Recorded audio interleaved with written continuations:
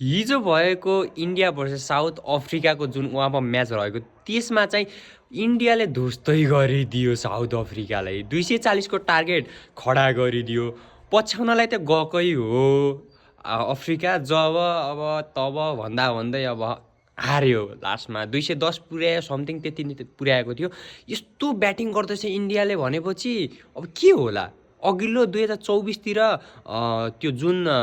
south Africa versus इन्डियाको final match भएको थियो फाइनल T20 वर्ल्ड कपको फाइनल चाहिँ इन्डियाले उठाएको थियो जब साउथ अफ्रिका खतरा खेल्दै थियो त्यति बेला र राम्रो छ कम्बिनेसन सबैतिर ईशान किसानले 50 हानिदिएको थियो तिलक वर्मा त्यस्तै उतातिर पनि